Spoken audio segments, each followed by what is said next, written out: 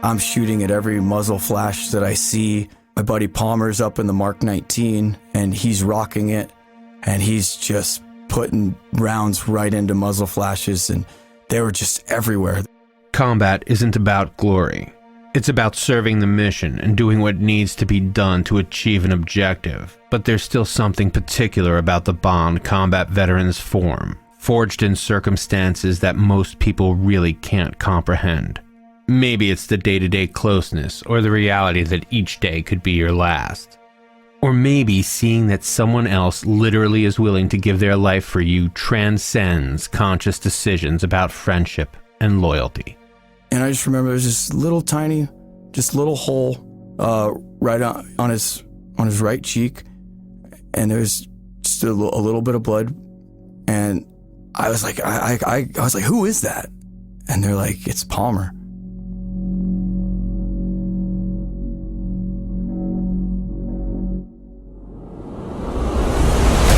What is true bravery? What makes a hero a hero? Tested by the worries of what's happening at home, thousands of miles away, and the reality of what you're facing here and now. When your life is in danger every second, and it's either kill or be killed. An original podcast from Incongruity Media. This is Anthony Russo, and this is War.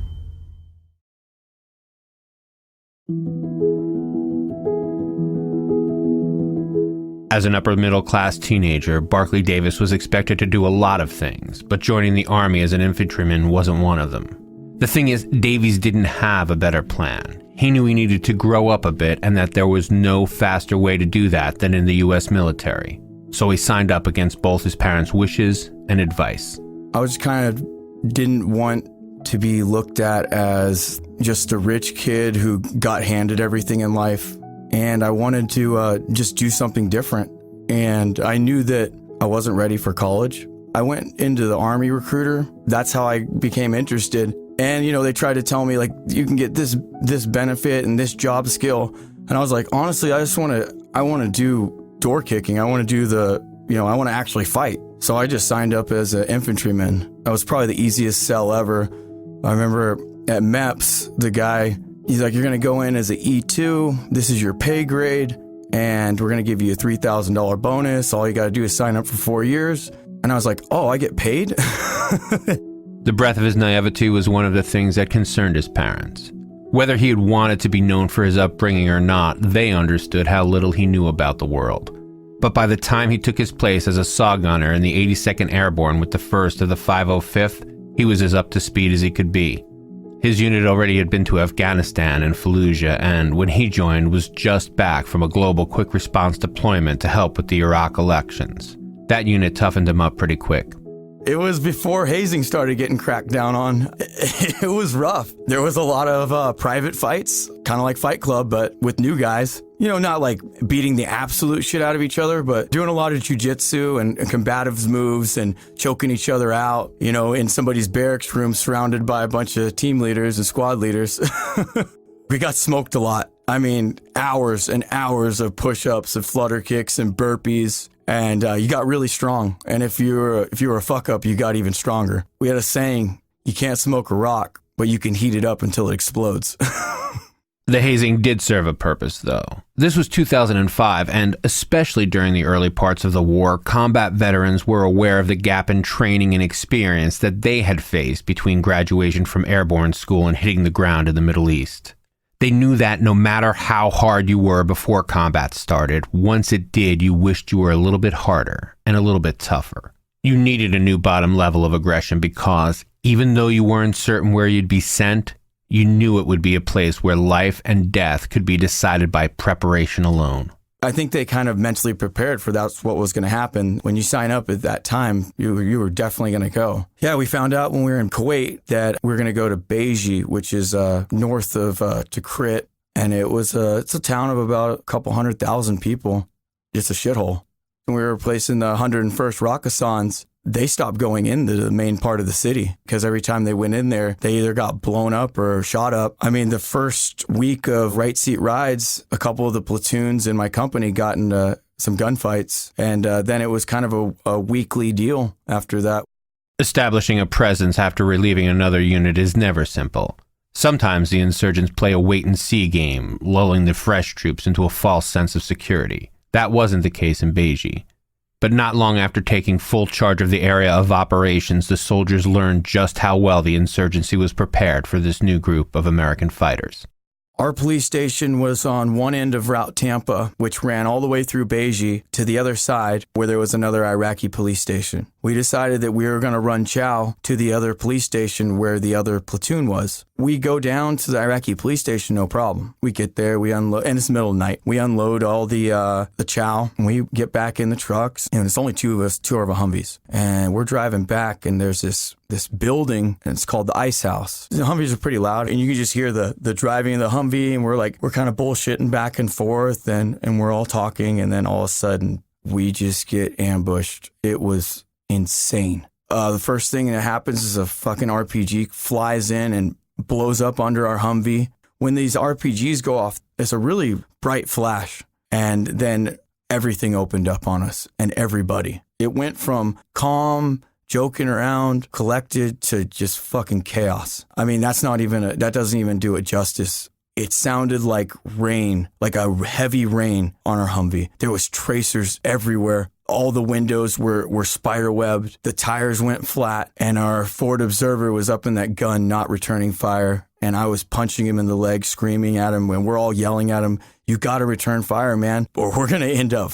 Our vehicle's shot to shit. Somehow it's still running. And if you don't start doing something, we're going to be fucked. And the truck behind us, Cheryl, I can hear him in the 50 cal, and he's just rocking that thing. It was a really bad situation because there's only two vehicles and a handful of us, and we're in the middle of this city. I don't even know how many guys there was, but it felt like every corner and side street for about a mile, these guys were in, and we were taking fire from it.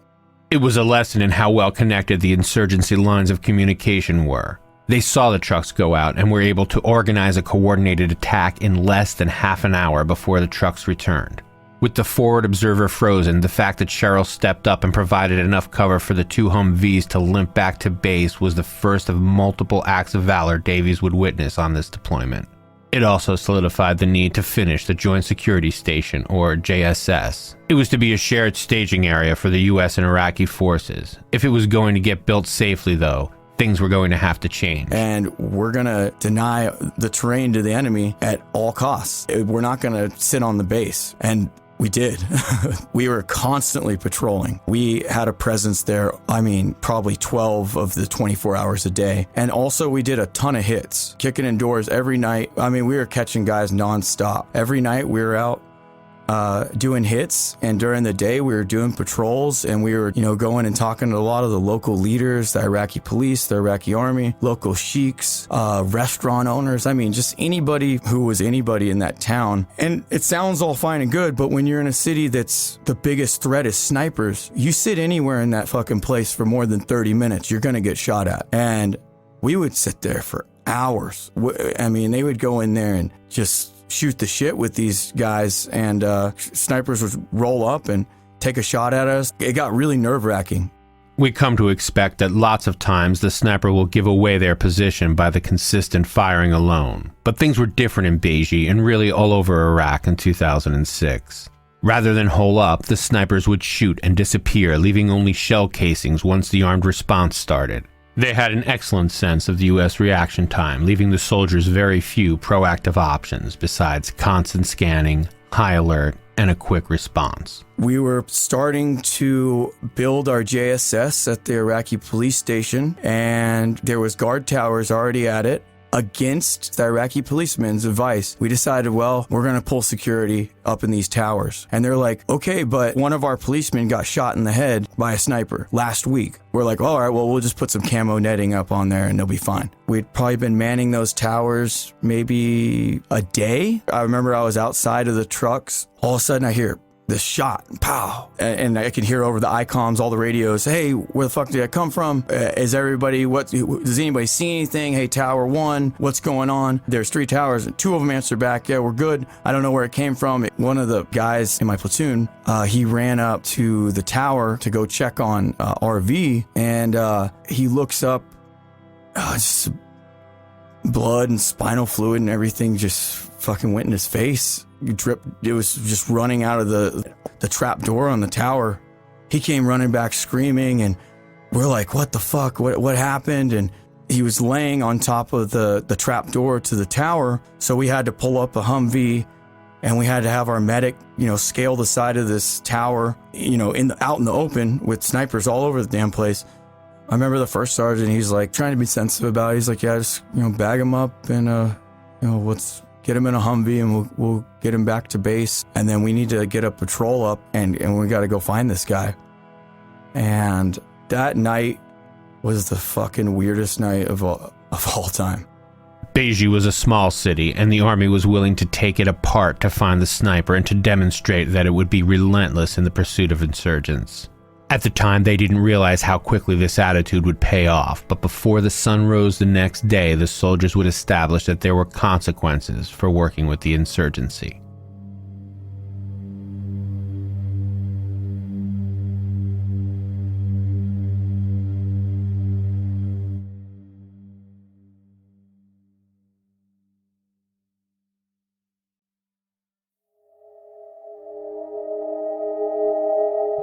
There was a tension in the Davies region, to be sure, but it wasn't necessarily against the U.S. forces, or at least exclusively against them.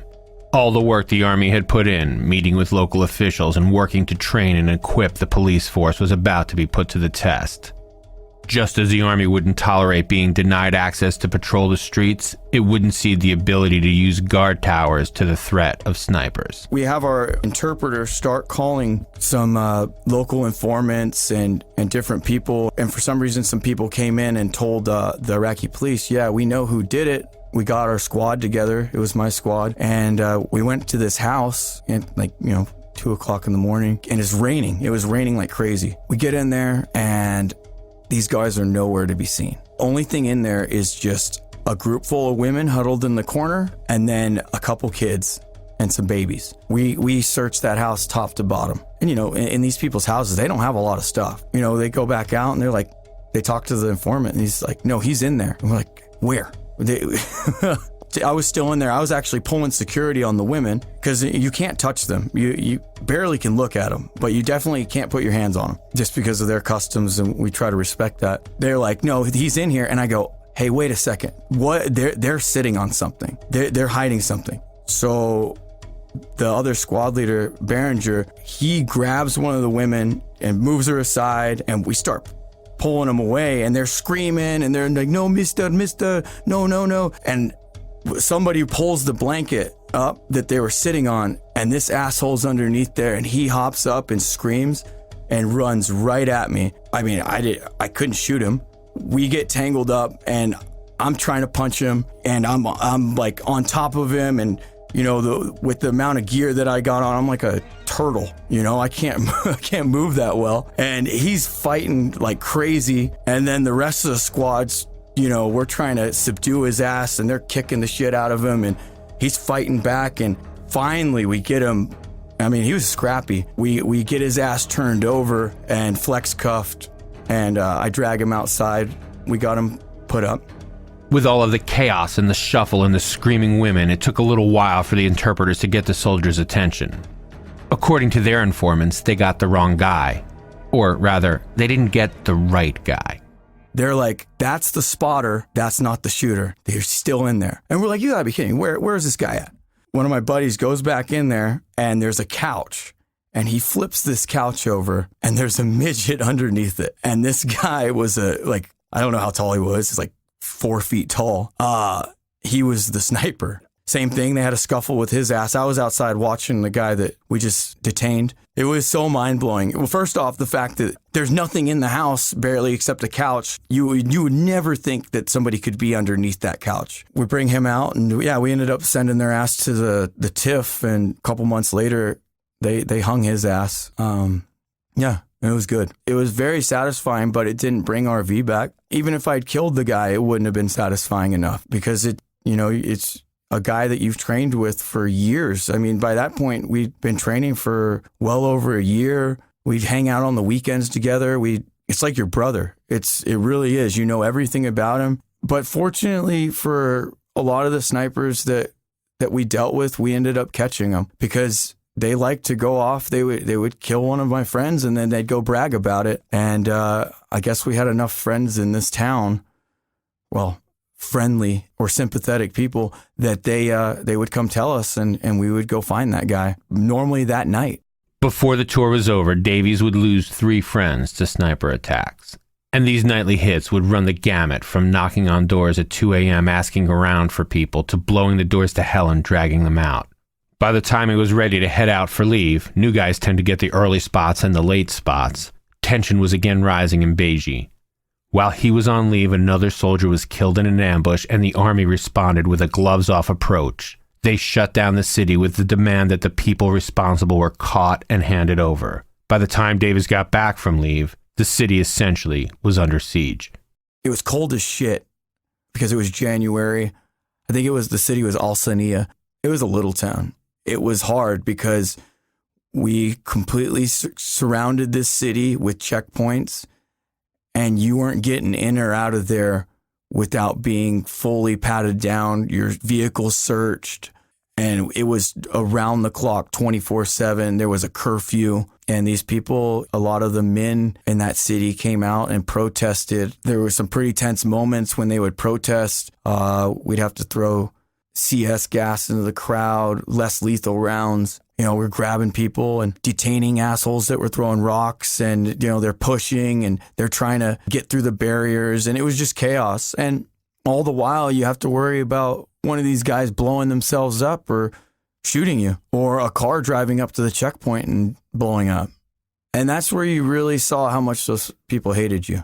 But if it didn't get shot at from that city, I think they realized how bad they fucked up and they're like, we're not going to make this any worse. By that time, we're starting to build our JSS. We're starting to spend more time in the city. We start doing way more dismounted patrols. The surge was starting to kind of pick up. As the surge began, it kicked off one of the most violent, kinetic years of the war. For the soldiers of the 82nd in Beiji, it also would be something of a slog. Davies spent days upon days filling sandbags to shore up the JSS as it neared completion. He said it made him feel like they were in Vietnam in the 1970s. With the JSS up and running, the soldiers could split time between it and FOB Summerall while providing security for engineers tasked with clearing and securing Route Tampa. It was on April 3rd, and I remember it because my birthday was the 4th and I was going to be 21. The company was clearing Highway 1 with an engineer company, and they were filling in potholes. They were moving Jersey barriers. They were just giving more standoff on this road so that there was nowhere to put IEDs. And that was one of the reasons why we needed to be out there as well, was to overwatch the cement dry so that nobody came up and planted something in it while it was still wet. As we're pulling up to relieve the other squad, just like every other gunfight we got in, they initiated with an RPG. It was in the exact same location as the first ambush I was in, right in front of the ice house. And they opened up on us, and it was unbelievable how many rounds they were shooting at us. And our SOP in these ambushes was to turn into the fire and open the doors and get out and lay down a base of fire, and then have another squad maneuver on them, whether it be with Humvees or on foot. We get out, I have my saw, and I just start dumping, and I'm shooting at every muzzle flash that I see.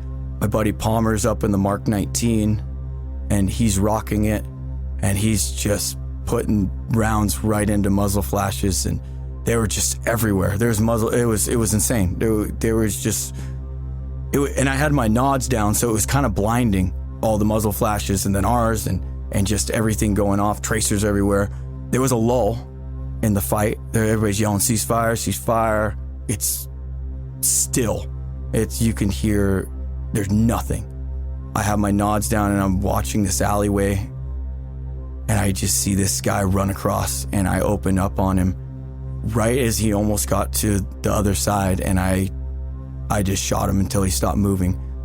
And then the firefight resumed again. All the engineers, they were like, we can't be out here with this shit. And so they kind of packed up everything, and we're like, all right, well, I guess we gotta exfil back to the base because this shit's too crazy.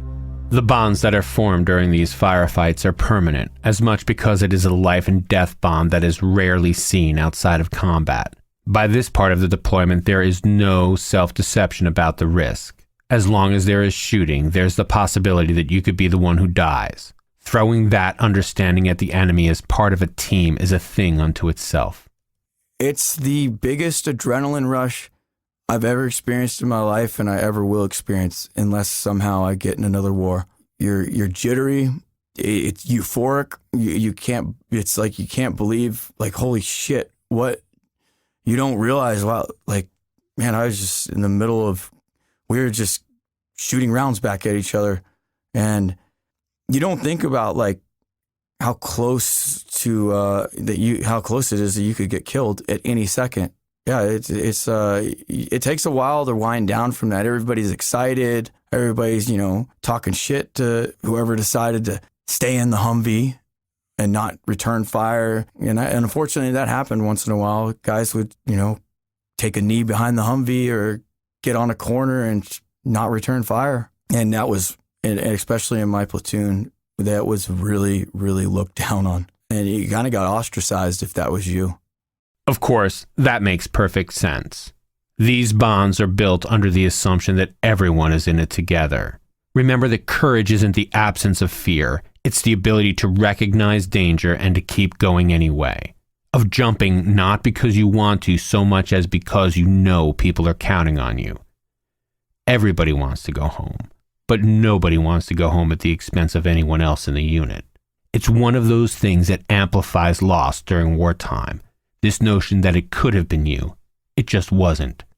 And even when you're doing your job as well as you can, sometimes it's not enough. God, I mean, the JSS, I can't explain how terrible it was because we were right there in the middle of the city and we got attacked a lot there. We got a ton of mortar attacks. If you stuck your head up over the sandbags during the middle of the day, there's a good chance that you're going to get shot, or at least shot at for sure. It was nerve-wracking because there was only one entrance to our JSS, and we went against all the rules of combat. Don't make patterns and never use the same entry and exit point twice. Second squad was doing their dismounted patrol. They had just finished their required 8 hours of walking around the city. I was actually in the operations center, the TOC, and I was watching the patrol come in on the cameras. I could only see a couple of guys, and then all of a sudden, I just see everybody on the patrol turn around and start shooting.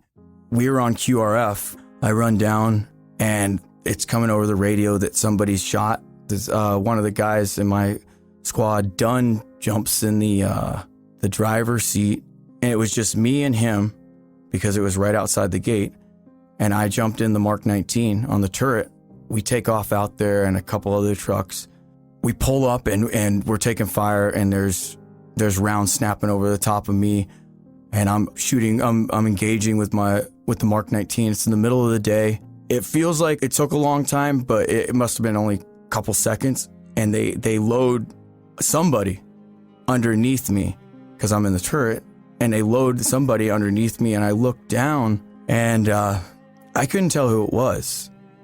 And because their face was blue, it was swollen. There was a, and I just remember there was this little tiny, this little hole, right on his right cheek, and there was just a little bit of blood. And I was like, I was like, who is that?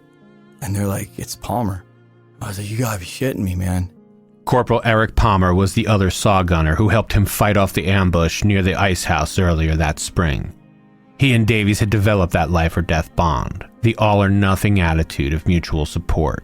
at that point, I just picked up Mark 19 and I shot it until we didn't have any ammo left of that. And then I picked up my saw and I shot that until I didn't have any ammo. The medevac helicopter came in and it was really bad.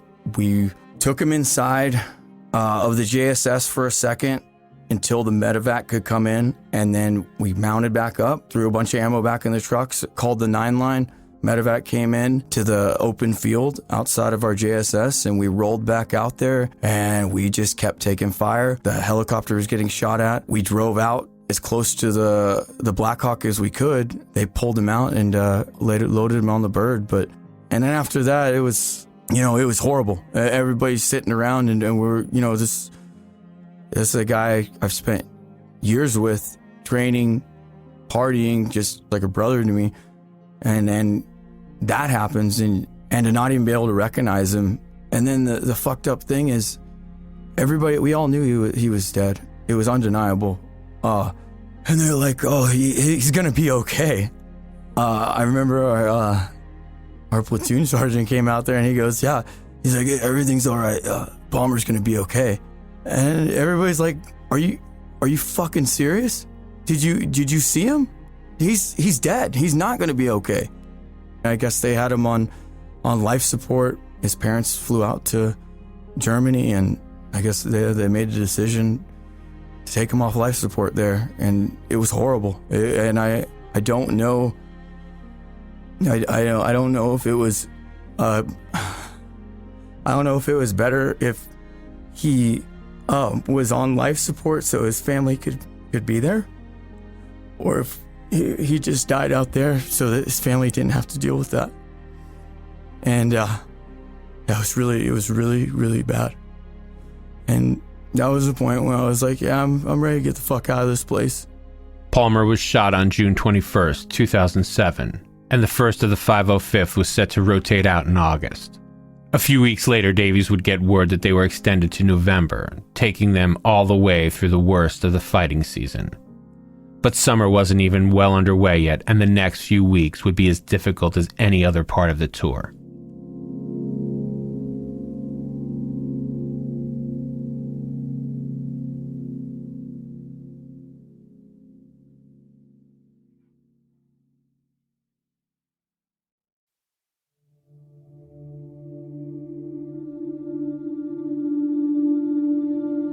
Route Tampa, also known as Highway 1, ran from Fob Summerall through Beige to the police station at the far edge of town. The JSS was in the middle, and the U.S. and Iraqi forces shared space with different units rotating in and out on a 3 weeks off, 1 week on schedule. Davies was at Summerall when the VBID went off. We're like 15, 20 miles away from Beige at Fob Summerall. I'm in bed, and all of a sudden, it felt like a mortar landed outside of my chew. It like threw people out of bed.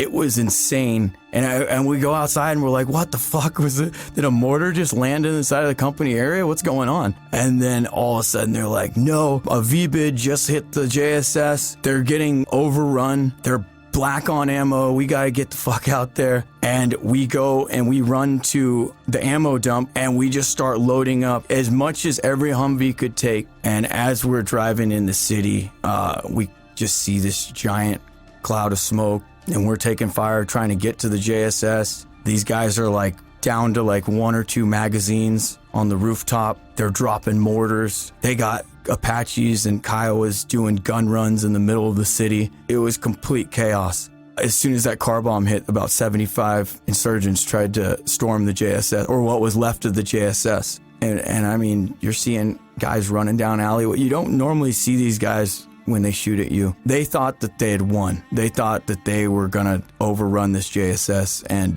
they thought it was a victory for them. But it wasn't. We ended up killing, every single one of them that attacked it. The worst part of that day, well, the best part was nobody on our side died. No Americans were killed that day. A couple guys got pretty injured. There's some guys that are real fucked up from it. We're trying to help the Iraqi police get their comrades out of the rubble, and they bring in a backhoe, and I'm watching these guys. I see them talking to guys inside of the rubble, and then I watch them bring up the backhoe, and they start to try to lift off the rubble as fast as they can. And instead, they started crushing these guys to death. At that point, I'd seen some really bad shit, but that was a whole different level of, I couldn't believe what I was seeing and hearing. And they just kept doing it. And they just kept fucking trying to dig through this rubble with this backhoe. And they just kept crushing these dudes. And the whole company, we're so occupied on getting the walls back up and getting HESCO barriers put up and rebuilding our defensive positions so that they can't drive another one into us. Yeah, a lot of shit changed after that. The JSS was functional and better fortified by the time Davies and the rest of the 1st of the 505th headed home that November. He started partying when he hit the States, got in an ill-conceived relationship with a woman that would end in infidelity on his next tour, and tried his best to get his handle on his experience and what the future held. He was planning on getting out, but instead was stop-lost just days shy of his ETS date and sent back to Iraq. It was a comparatively safe deployment in Baghdad, living on Fob Falcon in 2008. Although after 15 months of near constant engagements and hits in Beiji, Davies had a whole different perspective on safety. Then, 490 days after being stop-lost, Barkley headed home. I got back in December 2009 and started out processing, getting out of the Army, and then I finally moved to San Diego in January 2010.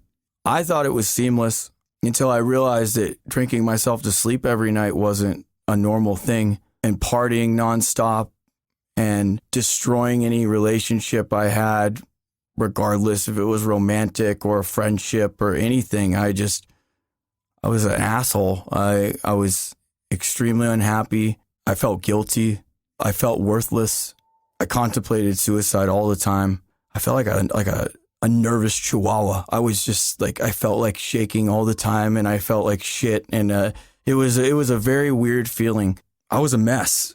I was probably the worst example of a personal trainer that there was at that moment. I managed to keep my job. I mean, I would be late once in a while, but people would give me a pass because they're like, oh, he's just a fucked up veteran.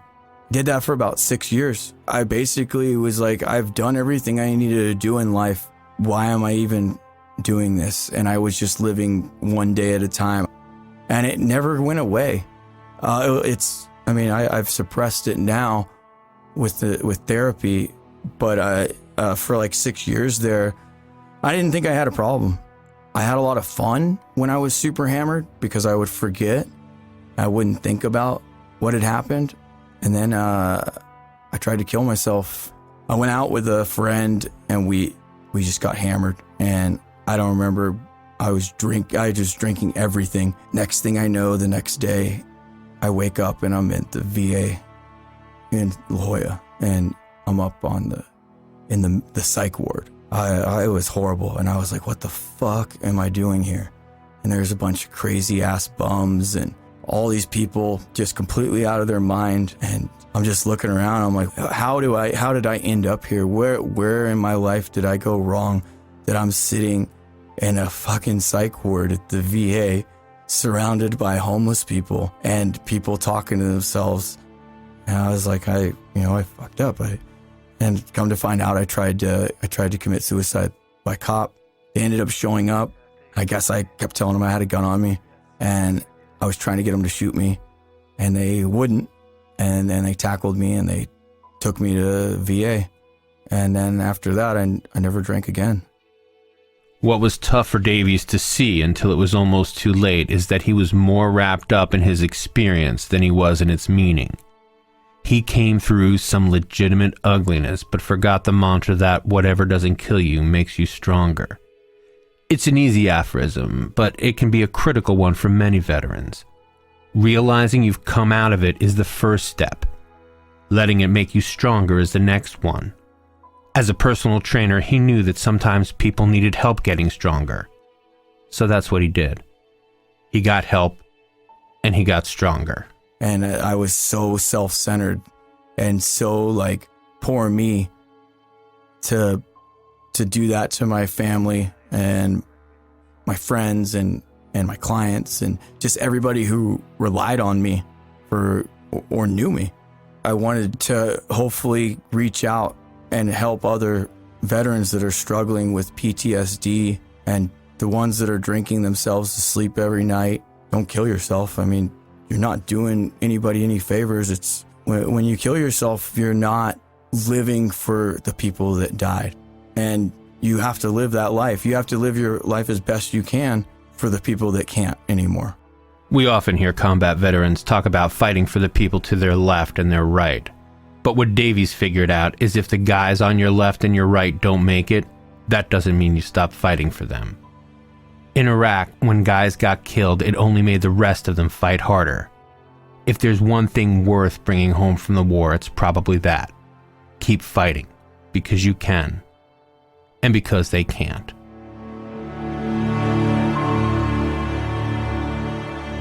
Next time on This Is War. The blast went off. It was incredibly loud, very confusing. I had no idea what the hell just happened. And then the truck just kind of filled with dirt and dust.